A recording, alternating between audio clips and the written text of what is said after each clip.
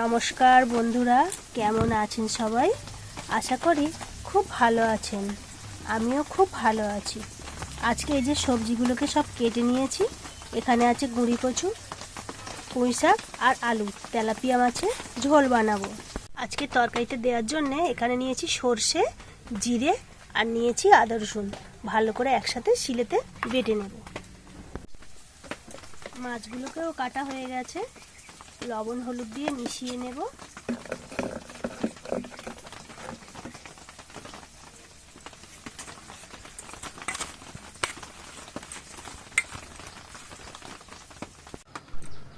চলুন তাহলে মাছগুলো ভেজে নেওয়া যাক। মাছ ভাজা হয়ে গেছে, একটা পাত্রে তুলে রাখবো।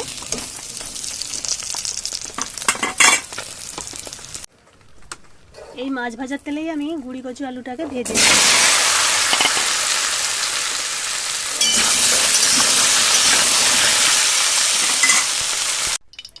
তারপরে দেব 5 ফোড়ন,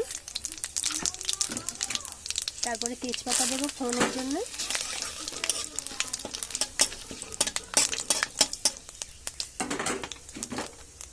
তারপর পেঁয়াজ কাটলাম।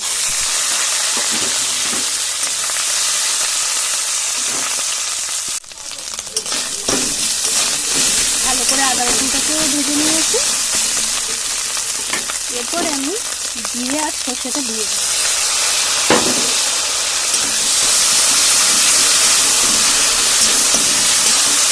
তারপরে 1 মিনিট মতন আর একটু কষিয়ে তরকারিটা ঢেলে দেবো এর মধ্যে।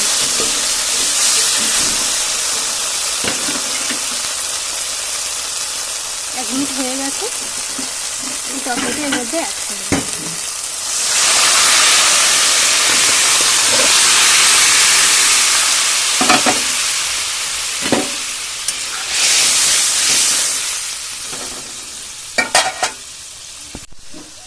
গুঁড়ি কচুটা আমি ভালো করে ভেজে নিয়েছি।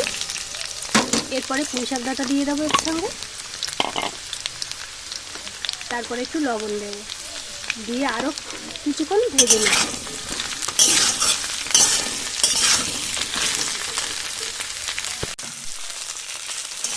দেখুন আস্তে আস্তে কেমন নরম হয়ে গেছে না। এরপর আমি হলুদ দেব,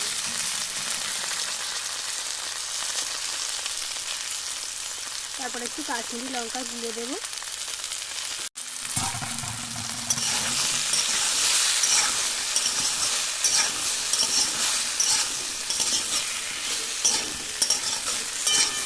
আর বেশিক্ষণ করবো না, হয়ে গেছে কষা। এবারে তরকারিতে জল দেব, এবারে পরিমাণ মতো জল দেব।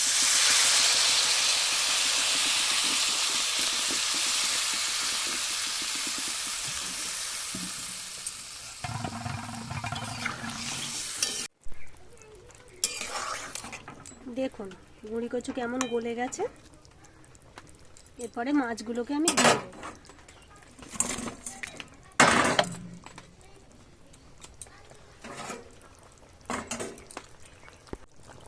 মাছ দিয়ে 2 মিনিট মতো ফুটিয়ে নিয়েছি। এরপরে তরকারিটা আমি সাঁতাল দেব।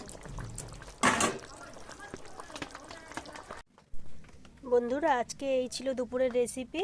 যদি ভালো লেগে থাকে তাহলে একটা লাইক ও শেয়ার করে দেবেন। ধন্যবাদ।